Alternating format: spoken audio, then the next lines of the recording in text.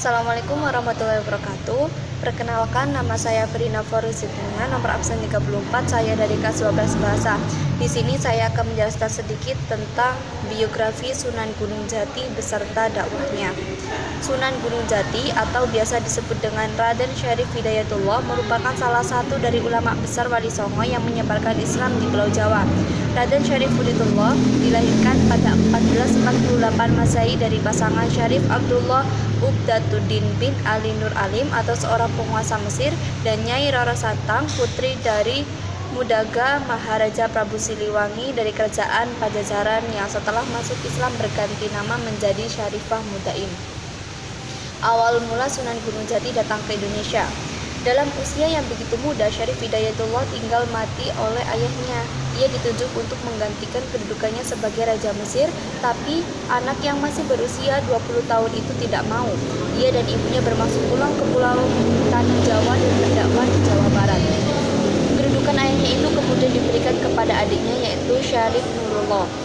Sewaktu berada di negeri Mesir, Syarif Hidayatullah berguru kepada beberapa ulama besar di daratan Timur Tengah. Dalam usia muda itu, ilmunya sudah sangat banyak. Maka ketika pulang ke tanah leluhurnya, yaitu Jawa, dia tidak merasa kesulitan melakukan dakwah. Pada awal kedatangannya, Raden Syarif Hidayatullah sering dianggap juga sebagai fathillah. Padahal kedua orang ini berbeda. Sunan Gunung Jati merupakan cucu dari Raja Pajajaran keturunan Mesir dan mengemban Islam di daerah Jawa Barat. Sedangkan Fathahillah merupakan pemuda Pasai yang dikirimkan Sultan Trenggana untuk membantu Sunan Gunung Jati dalam melawan Portugis. Hal ini dibuktikan dengan makam Tuba Gaus Pasai atau Raden Fathahillah di dekat makam Sunan Gunung Jati.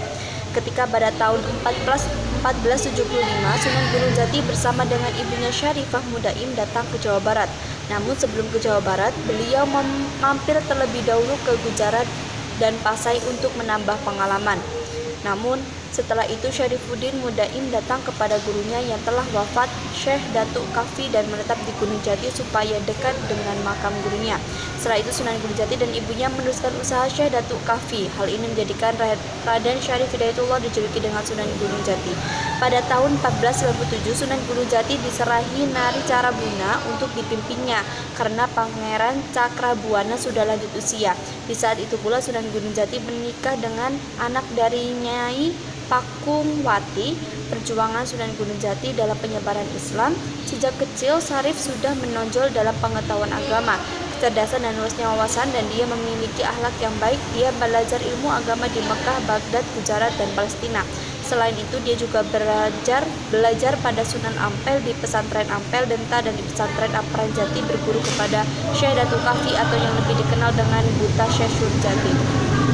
Sebenarnya sebelum memutuskan menyiarkan agama Islam di Pulau Jawa, Syekh Syarif Hidayatullah ini telah ditunjuk sebagai penerus ayahnya di Mesir, namun jiwa pembelajaran dan keinginan kuat untuk menyampaikan ajaran agama sejauh yang bisa dijangkau membuatnya menyerahkan jabatan itu kepada adiknya Syarif Nurullah, sedangkan dirinya memulai perjalanan untuk menuju Pulau Jawa sekaligus tempat kelahiran ibundanya.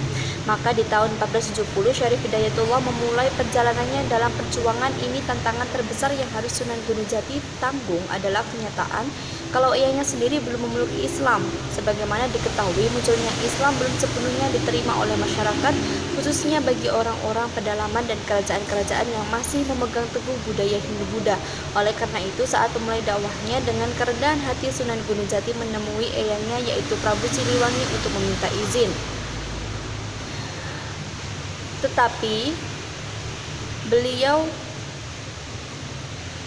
Tapi dengan pesan itulah yang Sunan Gunung Jati pegang dengan erat dalam menyebarkan agama Islam. Dia memilih metode lemah lembut dan kekeluargaan.